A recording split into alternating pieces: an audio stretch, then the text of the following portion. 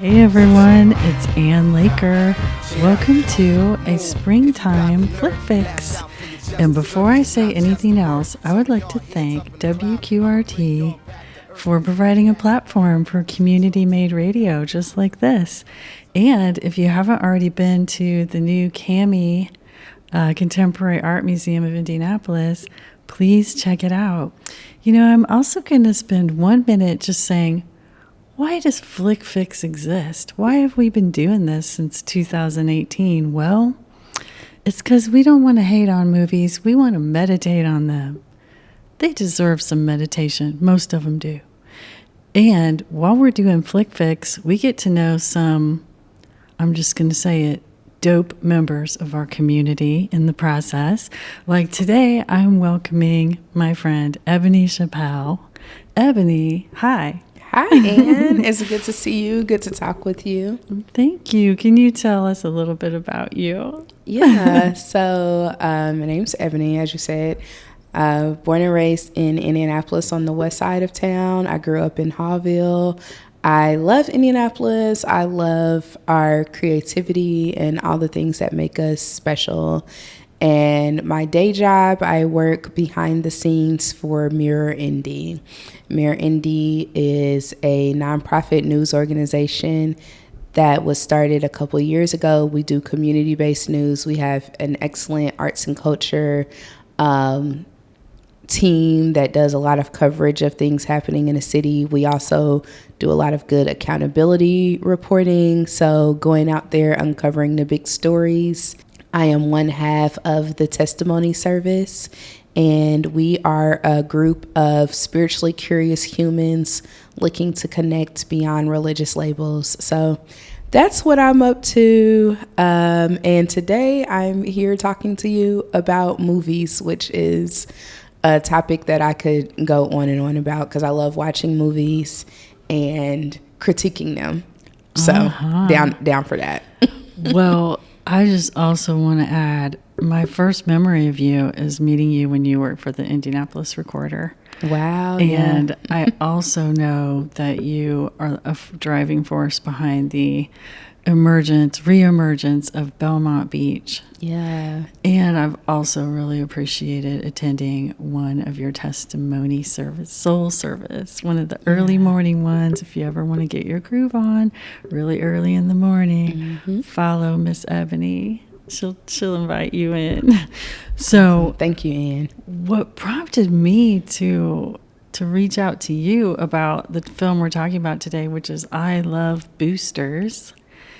Did you get a sneak preview of it? Yeah. How'd that happen? So how that happened is one night I was doom scrolling, and I know that is not a healthy habit. I know it's something that you shouldn't do. So lately I've been switching up. If I want to pick up my phone at night and look at something, I open the Libby app and read a magazine or a book or something. Trying to, incorporate some healthiness in the unhealthiness. Anyways, so long story short, I was on X, aka Twitter, of all places, one evening, and I saw the director of I Love Boosters, Boots Riley.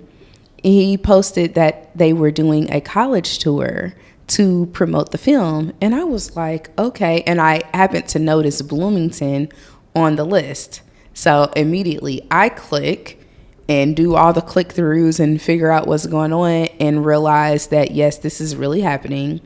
Boots Riley is doing a talk and a screening for I Love Boosters in Bloomington. So I immediately booked the tickets, which everything was free. I think the movie was donation based or something. So I want to do a quick shout out to the Indiana University Theater. They have an art theater. I'm sure you know all about it. IU Cinema, did they call it? IU Cinema. Yeah. Huge shout out to them and their leadership over there, because we went down for everything. Crash the Talk, which was in a classroom. And Boots himself was there? Boots himself was sitting right there. I got to ask him a question and take a picture and everything. I mean, it was amazing. But yeah, so it was a very intimate gathering. It was a couple hundred people to watch the movie. The talk. I think it was like maybe 60 of us in that little classroom smashed in to just soak up his knowledge and ask him questions about the industry and his creative process and everything. But yeah, so that's how I got to see it. So this is, hey, if you're in Indiana or nearby, find out about what's happening at IU Cinema, because they do cool stuff like this all the time. So huge shout out to that program. But yeah, so that's how I stumbled upon this gathering. And that was like a month ago, right? Yeah, that was like a month ago. Yeah, well, ever since I saw that you had seen it, I was like, oh, I'd love to talk to you about it. And then I worked really hard. It took me a while to get permission to get a screening copy. I'm a member of the Indiana Film Journalists Association, but they were dragging their feet. I'm like, hey, give me some access. Anyway, I got it, and now I'm happy because the film comes out on May 22nd, so our conversation will get heard right around that time. Cool. So, holy cow. Did you tell me about your past experience with the work of Boots Riley? Yeah, so my past experience with the work of Boots Riley, first of all, it's so interesting how you get to know somebody through one avenue and you don't know anything else about the rest of their stuff. So apparently he's this prolific musician. I still have to make time to listen to his music because I haven't dug into him like that. I've dug into his film and TV stuff, first starting with Sorry to Bother You, which came out some years ago. 2018. Yeah, with Lakeith Stanfield. First of all, I'm a huge Lakeith Stanfield fan, so I'll watch anything he's in. He reminds me of somebody I grew up with. And I just appreciate his style, of his theatrical artistry or whatever. So Sorry to Bother You, I called up one of my friends, Hugh, who is into like weird stuff like I'm into weird stuff. He's an animator and all that good stuff. And I was like, hey, have you seen this trailer for this movie, Sorry to Bother You? Because I first saw it online. And I was like, I want to go see that. And he was like, oh, yeah, I'm down. We go watch it. And I hope this isn't too much of a spoiler. One, if you haven't seen it, you probably shouldn't even be listening to this conversation. But maybe this will inspire you to watch it. But long story short, so we go to the movies. We're sitting in there watching it. And, the thing about Boots, his work, like his film work or whatever, the stories start out pretty linear, so, in a way. And it's like, oh, this is easy to follow. And then all of a sudden, some wild stuff happens. And bonkers. You're like, bonkers. Like, oh, wow, that's what we're doing. So in the movie, Sorry to Bother You, when we realized what they were doing to the people, like to turn them into horses, and the whole Equisapien storyline pops up, me and my friend just looked at each other in complete awe, like, are we really watching this right now? Is this really happening? So at that point, I was sold. I was like, I'll watch whatever he makes. So I watched that. I watched the TV show I'm a Virgo, which I'm a Virgo. You are. I am. August 29th, same day as Michael Jackson, week before Beyonce. Ooh, you're all Virgo. We're all Virgos. Oh, mercy. God bless.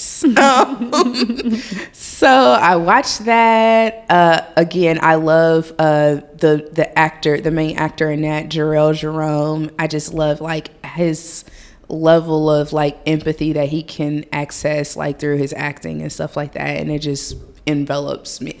And people like this also are like super inspiring, so I'll watch that and it'll give me some clues as to like, hey, maybe explore this or that like in your own work, even though that's not my world really that I work in.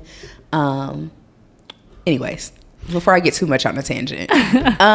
So after that, I just was like locked into his stuff. I just appreciate how he will take certain concepts and just amplify it times a million. Like, oh, what if we did this? Because I worked in a place similar to what is depicted in the movie Sorry to Bother You. You did, like a telemarketing kind of thing? Well, I worked in a warehouse. Oh. So when they get to the place where they are, because on the TV during the movie Sorry to Bother You, they have these points where they go back to this TV screen, and then there's this warehouse where they have the workers like literally like live on site, and they're like constantly like pushing out whatever this trash is being sold. I worked at a major warehouse years ago, and I remember one time because they have basically, I had a scan gun that I use when you walk through this 1 million square foot warehouse to find out where are items that you have to go pick. So I was a picker. Let's just put a pin in that right there. I'm a Black woman. I go to work at this 1 million square foot warehouse. My job is picking. Everything about that messed with my head. But it was what I had to do at the time to take care of myself. And it's what a lot of people have to do to take care of themselves. So I have this job, and they have these like scan guns that you use to point you around to go find where in the warehouse to go pick these items to then go in a conveyor belt, get packaged up, shipped to people's cribs. So one day my rate was low. I wasn't picking fast enough because they have a rate attached to you, each individual person, in order to figure out how many things they can pick and pack and send out that day. And the corporate has a rate attached to you as a human being. My rate was low. I wasn't feeling well that day. I didn't realize that they were tracking us that closely. And a manager comes up, and he's like, yeah, your rate's a little low today. Like, you're picking kind of slow. Like, what can we do to help speed you up? And I was like, well, I'm not feeling well, so that's why I'm walking slow. And this just turned into like a bigger issue to the point where a different manager had a conversation with me, and he says, think about it like this. You're the horse and I'm the jockey. Are you kidding? I am so serious. Was this before or after Sorry to Bother You came out? This was way before Sorry to Bother You came out. So that's why that scene and that whole storyline like stuck out to me even more, because I was like, yeah, they wanted to turn us into Equisapiens. They wanted us to be their horses and they be the jockeys and just freaking ride us so we can accomplish whatever this arbitrary goal is for shipping junk out to people's houses or whatever. That's way creepy. It is creepy. It's very creepy. So I had to leave that job. Thank you for leaving it. Yes, I'm glad that I did. We need you in this other space. I know. So that's very long answer to your question, Ian, about how I found out about Boots Riley. So yeah. Wow, you did find out about him. Well, yeah. I've been finding out about him, and like you said, his music. He's got a funk punk band. I love that funk punk, and I was reading an interview with him in a magazine I love called Believer magazine, and he said that constructing fake worlds, which is what he does as a media maker, is just a different way of being realistic, he says. And he says that he prefers art that is meant to get you to do something. Yeah. And I think we see that happening in I Love Boosters. But I wanted to maybe just like do a quick summary of the plot of I Love Boosters. Yeah. I guess we can say what? There's a group of friends. They have their own side business going on. Yes. Of taking clothing and reselling it to the community. But they love fashion and they love, I think, beating the system, which is great to see. Yeah. And so let's see what else happens. It's hard to even describe. It is hard to describe because there's so many side things that go on. I think some of the side stories are like the importance of like friendship. I think the importance of class solidarity pops up in a lot of places. And then I would say overall, like the power of like believing in yourself, like believing that your dreams are possible. So those are some of the like side things that I think are happening alongside. And then of course there's all types of deep stuff that he just throws on you, like, hey, deal with this. I'm like, whoa, okay. Yeah, there's plenty to deal with, and I love it. I want to deal with it. I'm glad we're dealing with it right now. I love how there's so much surrealism going on, but it's all for a purpose. I also feel like it feels like a child of several other movies. Like, do you remember the movie called Set It Off, starring Queen Latifah? Oh my gosh, yeah. I'm obsessed with that movie as well. That's another one. F. Gary Gray, I believe, directed that. But yeah, phenomenal movie. And it does make you feel like that. Another movie that Keke Palmer was in recently that kind of feels like that is Just One of Those Days with SZA.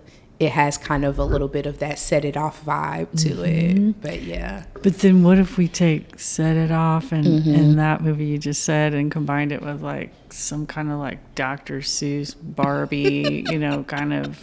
Yeah. Everything Everywhere All at Once too. I feel like if you saw that, you'll get some similar vibe.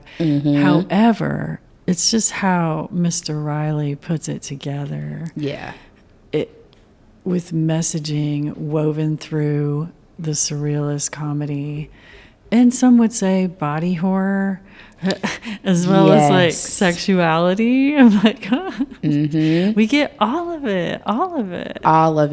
And people asked him about that too. They were like, how did you choose? One of the questions that came up in the Q&A after the screening, people asking, how did he choose to depict certain things in those ways? Like what kind of came to his mind? And I won't even try to verbatim share his answer, but essentially it was him stretching like as far as he could in his imagination and thinking about like what is a way to like share this that is going to get people's attention, like something that really sticks with them. And I think that he absolutely nailed it, because like there's that part where something that keeps recurring in the film kind of makes you think of like those goofy pharmaceutical commercials.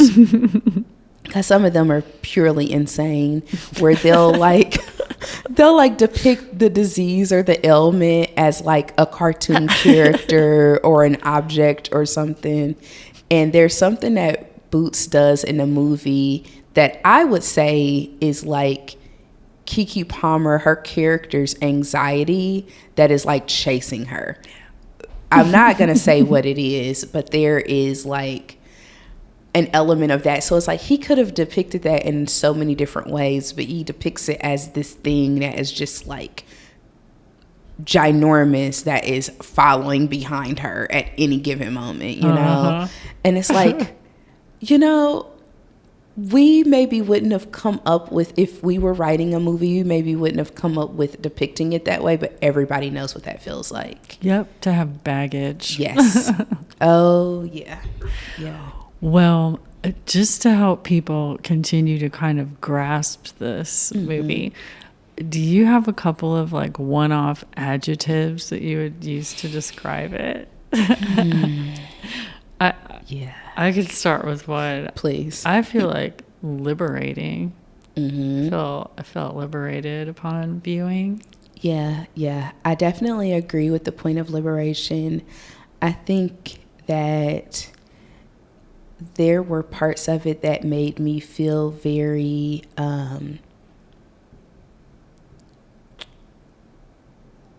off-kilter, like just off my grid.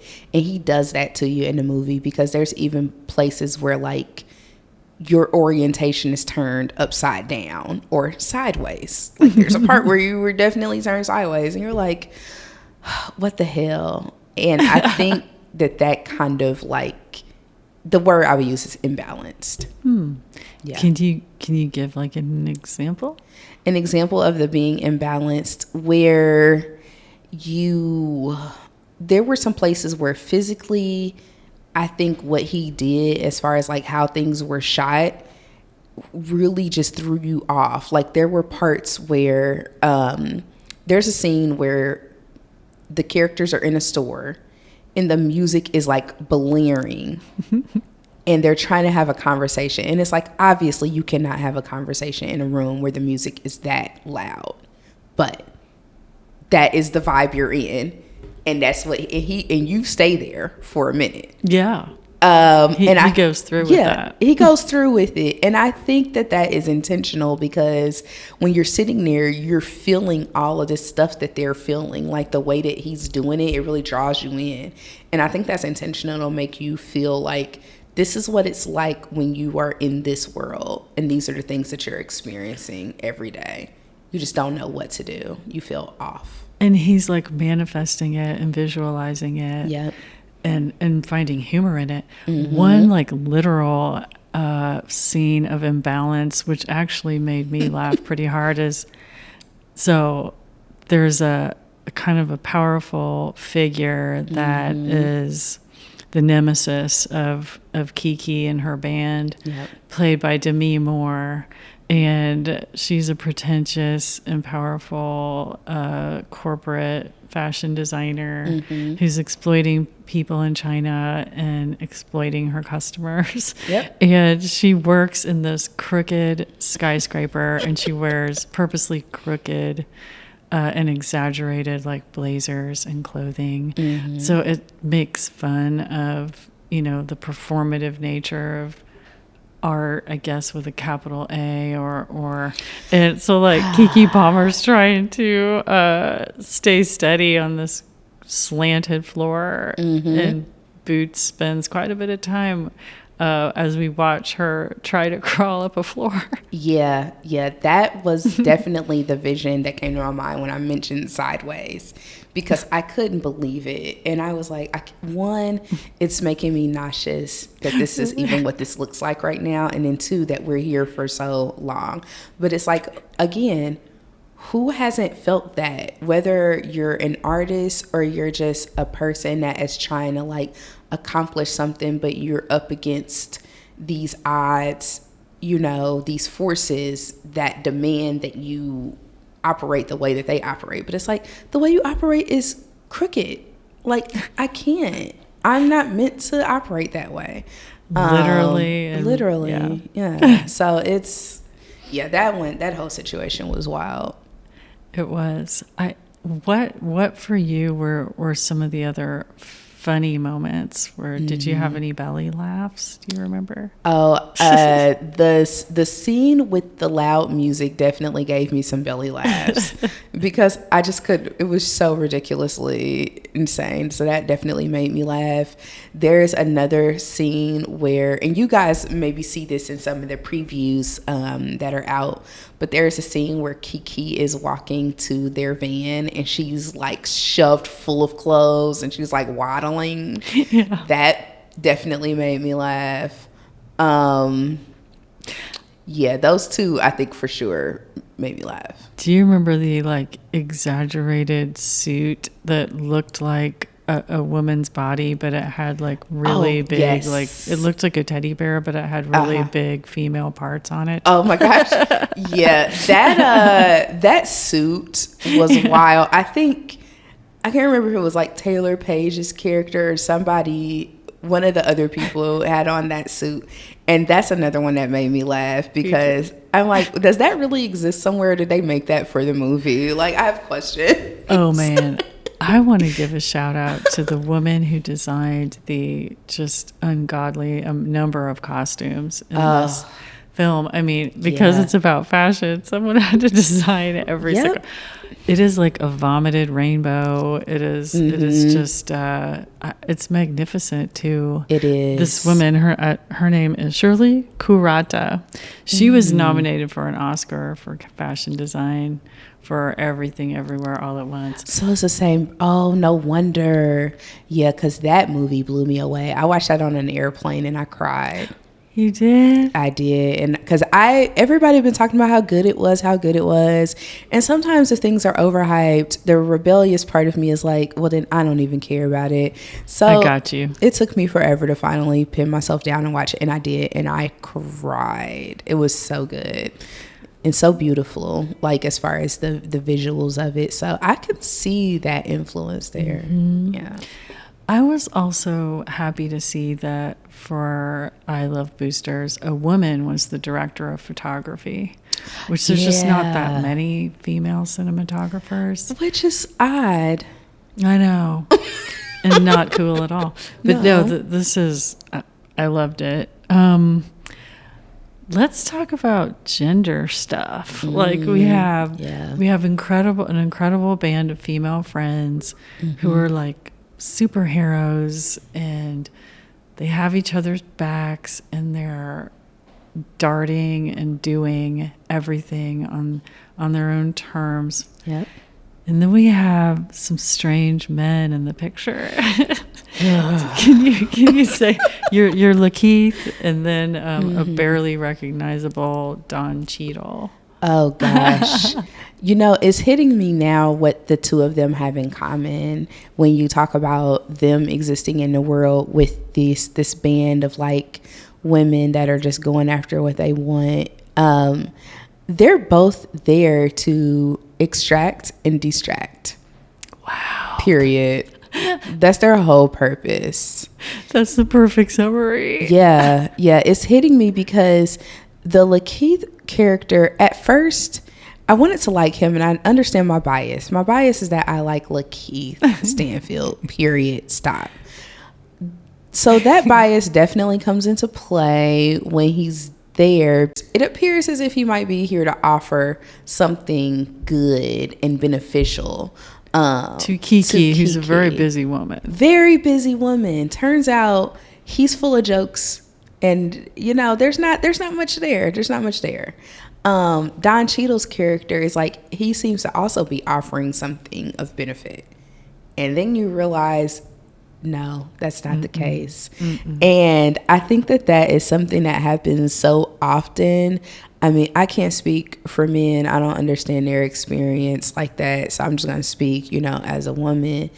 And I see so often where women with ambition and drive and things like that, if you're not careful, whether it be in a professional space with your coworkers or in a romantic space or anything of the sort, community work, like I've experienced this in community work too, where if you're not careful, because of the way that patriarchy works, everybody is conditioned to operate within this system a certain way. And men are conditioned to operate in a way that a lot of times is about extraction and about, oh, you're here in a role to support me as I accomplish A, B, C, and D. And your role is to be there to support. And it's like, no, maybe your role is to support me while I go do all of that. Or maybe that's not it either. Maybe it's that we're just here to like support each other, and there is no center of power. There is no like pinnacle or top person or anything. Like maybe that's not even supposed to be the case. We're just supposed to all be here supporting each other as like an ecosystem. But a lot of times that is not the case. And we're victims of it as women. Men are victims of it because now we don't get to exist in the society that we should be existing in, because we're all living under this belief system that is like totally problematic. So I definitely see that as like part of what they exist to do here, and I'm glad they weren't successful. Extract and distract. Yep. I have to say props to Lakeith for taking this role. Yeah, shout out to him. He You can seems still game love him for for some that. stuff, though. Yeah. Oh, yeah. Yeah, he seems game for whatever. Well, I invite people to meditate on one of the crazier sex scenes you'll see this year. We can talk about that on here. We can. Oh, and yeah. I'm glad. It's awesome. It's funny, weird, bizarre. And it's really a reversal too. I feel like for so long it was men who in cinema, it was in maybe life, in men who accused women of being an extractor. Oh my and gosh. It's like no, it's reversed here. Listen, yeah, that whole thing, I was not prepared at all. I was like, what did I just watch? That was wild. But yeah, it's interesting to see it like flipped around like that. And I don't know if you've ever heard the colloquialism, like, and if this can't be said, okay, somebody ahead. edit it out. But the colloquialism, I see it a lot online where they're like, oh, such and such suck the soul out of them. And it's so, I was like, wow, that's literally what we're seeing right now. Like, this is insane. Yeah, it is. Let me ask you this. Do you remember when you were at IU in the conversation with Mr. Riley? Were there men in the room? Did Plenty. Did men have any certain responses? Do you remember? Or somebody actually did ask a question about that and was like, yeah, like, shout out to Lakeith. And it was less of a question and more of like a comment that they made about the whole scene. But yeah, there were plenty of men in the room. Everybody like laughed and cracked up when that happened. And it was hilarious. let me ask you, what is about fashion itself? What is your relationship to fashion? And how do you think it was, represented in this movie? So my relationship to fashion is I've always been fascinated by it and inspired by it. My whole life, I was always a kid that wanted to like cut stuff up, color on it, remake it into something. I loved like just pouring over like clothes and just digging through and finding stuff to put together. And I always enjoyed that and still enjoy it to this day. I love how it was used in the movie because it's talked about in so many different ways. So with Kiki and her, crew, it's a way of, it's an avenue of like commerce. But they also are really in tune with what people like, which is why they know how to make it work. They are incredibly fly the whole time, which I think is important because people assume that just because you don't have a lot of money, that means that you should be excluded from certain forms of self-expression. And I've never understood where that thought process comes from because I'm like, I grew up around people that knew how to pull it together out of anything. Like they just always knew how to do that. And I also appreciate that in the movie that they use fashion as a tool. Like it can be a form of expression and creativity. It can be a utility because they dress certain ways to go accomplish certain things. They know what it takes in that moment. So it's like, it can also be an armor. It can be your access point to certain things. So I just appreciated how deeply they thought about it. And I'm sure there's like now I haven't broken down this deep of it, but this might happen on my second watch, but maybe thinking about some color theory because color also like is so powerful. And there's like the technical like color theory stuff, and then there's also more of like the esoteric spiritual associations that we have with color and what it makes you feel. And him being the type of person that he is and the creator that he is, and everybody that was involved, like thinking about all the different creative forces that were involved, there's no way that they didn't consider those type of things in their making of the movie. So I want to break into that too, but I also operate with a lot of thought around color. Like there are certain colors that I wear for certain things because it's like a whole thought process that goes into it. But yeah, obsessed with fashion, love how they celebrate it. And even Demi Moore's character has a very deep way that she thinks about it. It's nefarious as hell, but she definitely has a thought process that she goes into it.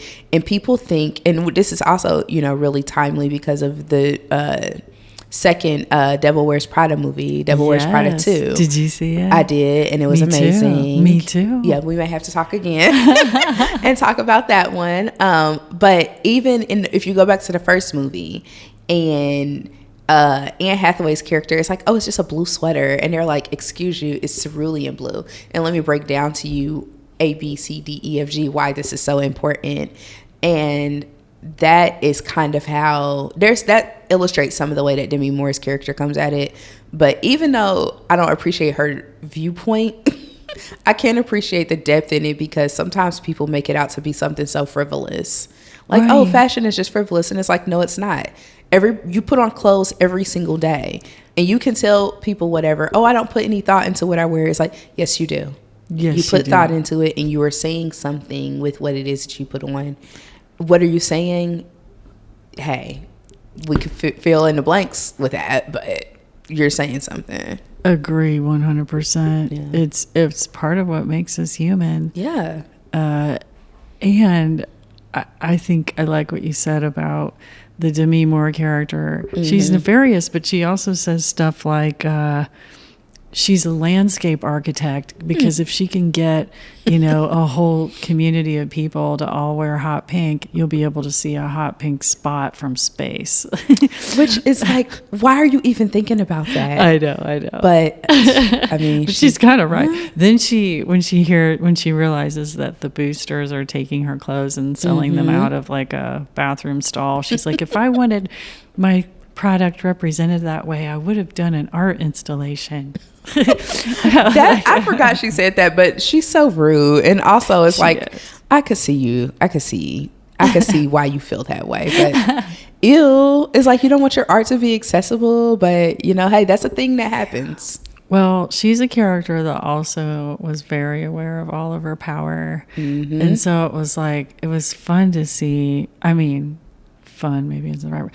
It was dynamic to see powerful females squaring off, as they also do in Devil Wears Prada 2.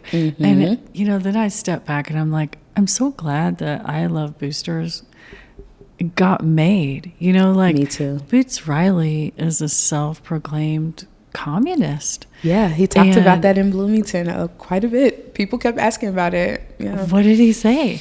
People were just asking him about like the system and navigating this and that, and he's just like, look, I'm a communist. This is what you guys need to be doing, A, B, C, D, E, F, G. And I was just like, interesting. Also, I appreciate that in the year 2026, somebody can stand flat-footed and say that, and they still get their art made. That's what I'm saying. Yeah. This movie was produced by, it's a company called Annapurna Pictures, which has Megan Ellison is the head of that, but her brother is like, is he into that Skydance stuff? Yes, he is the one who's about to possibly be taking over like Paramount and but this woman, Megan Ellison, she got this done with Boots Riley, and I'm like, that is a freaking miracle. It is. In 2026. Yeah. And so politically, did you see the politics coming at the end of I Love Boosters because of your experience with Sorry to Bother You? Or yeah, I felt like, and I think that's another reason why I'm drawn to his work. Now, I'll say this. I think anytime something is and we know what it takes to produce things. We know what it takes to create things, right? In our community and in our world and in our spheres of influence. So I can imagine that even as bold as the film was, there are still some guardrails that Mr. Riley probably had to stay behind. I would not be surprised. What those are, we may never know. But I wouldn't be surprised if that was part of it. So the fact that he got in as much as he did is like saying a lot. Good point. Good point. And I think, you know, I expected it to have some angle, because even when I first saw the previews, I was like, okay, this is a fashion story. There's, you know, a band of, you know, rebels and this and that. So I'm like, okay, so what's his angle on this? And I imagined that it might have something to do with fast fashion, because I know that that's like a huge political thing that people are, you know, talking about right now, and it's even influenced some of my shopping habits. So I have to think a lot about what I buy now, because once you know something, it's like I can't unknow what I know. Yeah. But yeah, so I expected it to have some level of that. And something else that came up in the conversation was people asking about, after Sorry to Bother You, the fact that so many unions use that film as a recruitment tool. Oh, they did. Yeah, so many of these. So the big warehouse company that I worked for, yep, their unionizing was, you know, in certain parts inspired by this film. I believe there was already some happening before Sorry to Bother You came out, but after Sorry to Bother You came out, you saw more and more of usage of the film as a recruitment tool. So wow. I definitely expected to see some of that, and it'll be interesting to see what people do with this once it gets out there in the world. Like, what will people use this movie for? You know, I you said the word earlier, solidarity. Yeah. And this Boots is all about Oakland, California. Mm-hmm. That's his origin, and obviously that community has a larger Asian population than ours does. And so it's so cool to see how the film handles solidarity in that way. Mm-hmm. It is cool. And one thing I was really happy about is that they really stuck with it. There were some moments in the movie where I was like, because you see conflict, like conflict comes up. Which I think is another interesting part about like organizing and class solidarity, because we all have different needs in our communities, and sometimes they seem to be at odds with each other. So there's points in the movie where you're like, are they going to be able to get on the same page at all? And trust each other. Yeah, are they going to be able to trust each other? I was nervous because I've seen too many movies where this has gone bad, where you think everybody's on the same page, and then dun dun dun, such and so's a secret agent, and it's like, damn it, we were so close. We were so close. So seeing that, you know, go the way that it went, I was like, man, that's pretty inspiring, because everything they were trying to do was really hard. So I was like, I don't know how they're gonna figure this out, but we'll see. I know. Yeah, we got a little bit of feel good going on. Yeah, a little bit at the end. I'm like, I'll take that. I will. I'll take every bit of it that I can get, because I think it's helpful. The redistribution of resources. Yeah. Collective power. Yeah, these are all things I love to contemplate with my fellow citizens right about now. Yeah, yeah. We need to. Oh my gosh. Well, I plan to see this again. I think you said you do too. I want to take some friends and get their reaction. Yeah. It's not the easiest thing to watch. It's not, his stuff is not like the most digestible. And I think that's totally fine. I think that's wonderful. But I think sometimes when you're dealing with stuff that tends to celebrate the formulaic, then it's hard for anything outside of that to get its just due, which is frustrating for all of the folks that are not formulaic. Yes, yes. But I also feel like just at a fundamental level, one of the things I really loved most about this movie was the writing. Oh, yeah. Just the language, the rapid fire jokes. And I would like to read it. Like, I'd like to read the script. Ooh, that would be, I haven't done that in a while. I haven't read a script in a while. That would be a good read, I bet, because I can imagine how descriptive he is. Mm-hmm. I wonder if he has it out there where people can look at. We should do some digging, see what we can find out. We should. And you know what else? We're gonna close out later here with maybe some music from the Tune Yards. Oh yeah, they did some great music on the movie. Wasn't it just like the best circus ever? Or how do you think of it? It was interesting. Like, I like to have, which is one of the reasons why I like the way that certain music apps work, where the algorithm actually hits just right. You're like, I never would have sought that out on my own, but I like what it sounds like. Mm-hmm. I appreciate the sound. And that's what I thought about the music in the movie, because I was like, I wouldn't have sought this out on my own, but I actually appreciate what I'm hearing right now. It worked out. It worked out. It's good. Good. Oh, well, thank you, Ebony, for your laser perfect insights into this experience of film going. I love that you pursued this before others did, and now we all get to think about it, see it, talk about it. Listen, I'll stay on social media if it'll help do that for people, so sure. Yes, ma'am.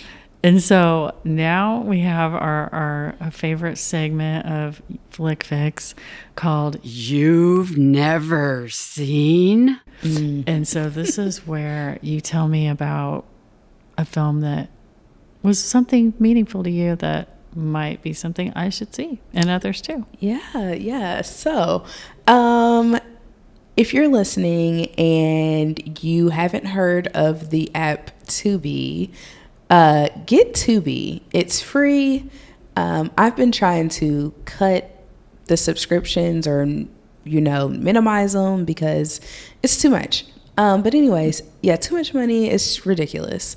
So anyways, Tubi shows stuff for free. And what I really like about it is a lot of independent films and the algorithm is pretty good. Because once you start watching certain stuff, it'll show you more and more, and it's actually good stuff.